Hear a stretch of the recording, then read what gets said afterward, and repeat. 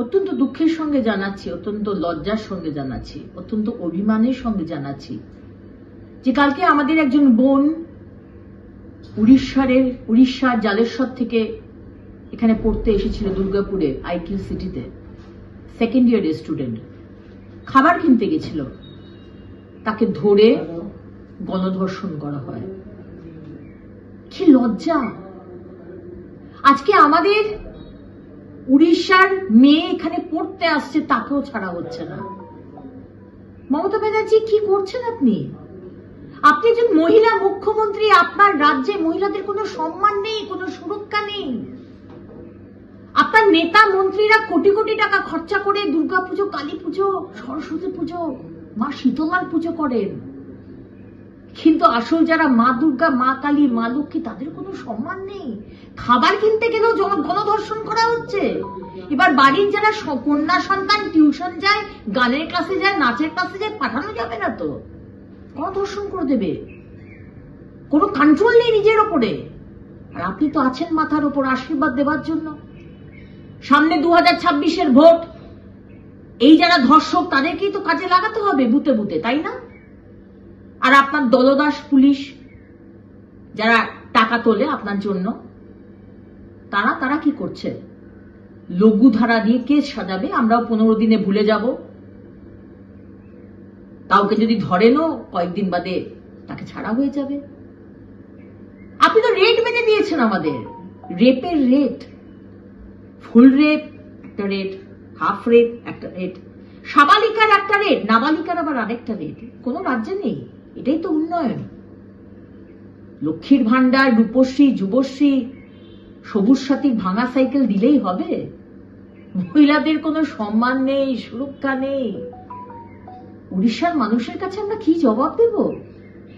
তাদের মেয়েকে আমরা সুরক্ষা দিতে পারলাম না। তাই আজকে 4টের সময় আমার বিধানসভা আসানসোল দক্ষিণ ত্রিবেণী মোড়ে আমরা প্রতিবাদ করব। সমস্ত মানুষ আসুন, শুধু বিজেপির কার্যকর্তারা নয়, কর্মীরা নয়, সাধারণ মানুষ, টিএমসি, সিপিএম, কংগ্রেসেরও মানুষ। যদি মনে হয় যে দুর্গাপুরের ঘটনা নিন্দনীয়, অন্যায়, প্রতিবাদ করা দরকার, তাহলে আসুন। 4টের সময় ত্রিবেণী মোড়, আমি থাকবো। প্রতিবাদ করার সময় এসেছে, নয়তো আপনার বাড়ির মা, আপনার স্ত্রী, আপনার কন্যা সন্তান, আপনার বোন কেউ সুরক্ষিত নয়।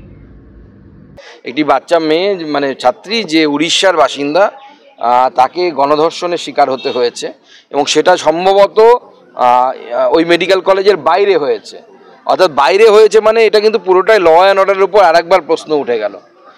যদি ওই মেডিকেল কলেজের ভেতরে হতো তাহলে না এই প্রশ্নটা করা যেত যে মেডিকেল কলেজের অ্যাডমিনিস্ট্রেশনের গাফিলতি আছে, যা আছে। আমার কাছে যা খবর মিডিয়ার মাধ্যমে পেয়েছিলি, আমি জানি না এখন কি তার স্থিতি আছে, কিন্তু মেয়েটির সাথে ধর্ষণ হয়েছে, সাময়িক ধর্ষণ হয়েছে, অর্থাৎ গণধর্ষণ হয়েছে, এবং সেটা মেয়েটি, ছাত্রীটি মেডিকেল কলেজ থেকে বাইরে কোথাও গেছিল বন্ধুটির সাথে, সেখানে ঘটেছে।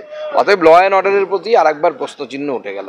এটা একটা অমানবিক ঘটনা। কর্মস্থলে, স্কুলে, ক্যাম্পাসে এই যে ধর্ষণ হয়ে যাওয়া এবং যারা ধর্ষণকারী একের পর এক ছাড়া পেয়ে যাওয়া, তার থেকেই এই উৎসাহ এবং উদ্দীপনা, এবং তার থেকেই একের পর আমরা দেখতে পাচ্ছি যে ডাক্তার, পড়ুয়ারা, তারা পর্যন্ত এই ধর্ষণের শিকার হচ্ছে, বারবার মৃত্যু মুখে যাচ্ছে। আমরা অভয়ার থেকে সেই উদাহরণ পেয়ে থাকি।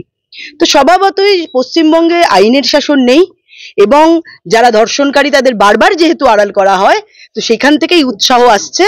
তো মায়েরা, বোনেদের আমরা আগ্রহ করব এখন থেকে এই বিষয়ে প্রত্যেকে আন্দোলন করা, নিজেদের জনমত তৈরি করা, এবং যে বাংলার মেয়েকে চায় বলে যারা প্রচার করেছিল, সেই বাংলার মেয়েরা যে প্রতি ক্ষেত্রে, প্রতি জায়গায় ধর্ষিতা এবং খুন হয়ে যাচ্ছে, সেটা তার উৎকৃষ্ট প্রমাণ। বার্তা অভয়ার সময় থেকেই আমরা এটা লক্ষ্য করেছি, সারা বিশ্বের কাছে এই বার্তা গেছে যে পশ্চিমবঙ্গ মহিলাদের জন্য সেফ নয়। এবং একজন ডাক্তারি পড়ুয়া, একজন উকিল, তার ক্যাম্পাসে নার্স, তারা ধর্ষণ হচ্ছে, কোথাও খুন হচ্ছে। তো এটা আমাদের মাথা নিচু হয়ে যায় সারা ভারতবর্ষের অন্যান্য রাজ্যের কাছে শুধু নয়, এই ভারতবর্ষের বাইরে অন্যান্য দেশের কাছেও, যেখানে এই সংবাদ পরিবেশিত হচ্ছে। খুব লজ্জাজনক ব্যাপার, কারণ ডাক্তারি পড়ুয়া মানুষের সেবা দান করে, আমরা ডাক্তারকে ভগবানের সাথে তুলনা করি, তো সেই ডাক্তাররা বারবার রেপের শিকার হচ্ছে, খুন হচ্ছে, নিগৃহীত হচ্ছে। এটা এই লজ্জা রাখার মতো জায়গা নেই। আমি জানি না একজন মহিলা মুখ্যমন্ত্রী, তিনি পুলিশ মন্ত্রী, তিনি স্বাস্থ্যমন্ত্রী, তিনি বাংলার মেয়ে, তার কেন লজ্জা লাগে না, তিনি কেন এই ব্যাপারে একটাও মুখ খোলেন না, সেটা আমার জানা নেই।